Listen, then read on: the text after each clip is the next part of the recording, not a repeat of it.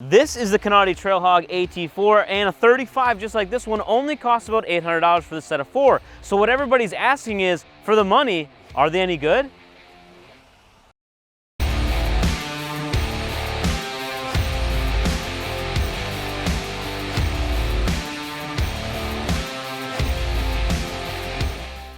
So first things first, just like usual, we've got to do the burnout test. Now we've got a Jeep and we've got open differentials, so I'm not sure how well this is going to go, but we'll give it a shot.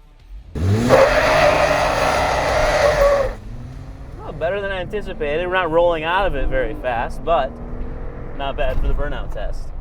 So like I said, this is the Kanati Trail Hog, and now both of their tires that we offer from them on the website right now are going to say Trail Hog. This is the AT4 version, so this is actually what they consider a hybrid tire. So they also have a mud tire out there if you want to check out something a bit more aggressive, but this is probably the most popular one from Kanati, which may or may not be a name that you've heard of before. They've been around for a little while, but they're just not one of those, you know, big tire names that people have seen that you might get at like your local wheel and tire shop, but they are something that a lot of people are running when they're purchasing online, because you can get these things, like I said, for a lot less than some of the big name brand tires out there. So the 35s on here were right around 800 bucks, I believe.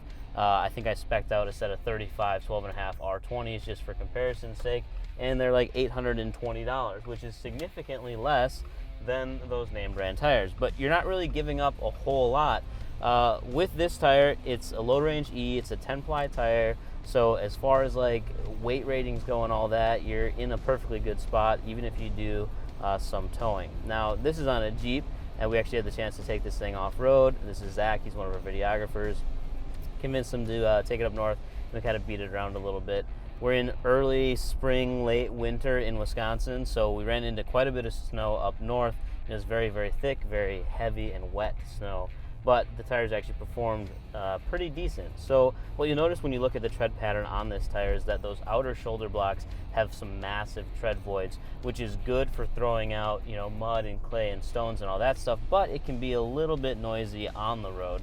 The center section of the tire is a lot closer together, and then overall there's a ton of siping on this tire. All over there's a whole bunch of it, and that's really what helps you a ton if you're, you know, driving in an environment where there is lots of snow. And in our example where we took this thing up north on the off-road trails, that's what we dealt with a lot. So on those trails, I found that we had plenty of grip most of the time. We did get it stuck once, but the important thing to know here is that we were able to get it out under its own power. So with a couple traction boards and a little bit of digging, we were able to drive right out of it. And we really only got stuck because we drove into a massive snowdrift that had then sort of melted. And if you've ever done anything like that, you know how challenging it can be to get through that, especially when it's as deep as your front bumper.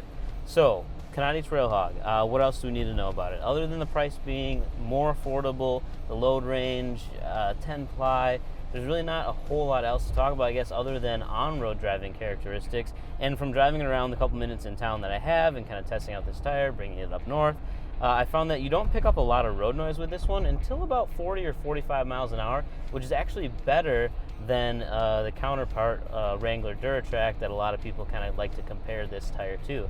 That tire tends to be a fairly loud tire, but it performs really, really good, so you always get those kind of trade-offs. In this situation, for less money, you're getting a tire that performs similar, probably not quite as good, but again, it's significantly less expensive. It's about $1,000 cheaper actually than comparable tires on the market. So that's what you're kind of getting for your money.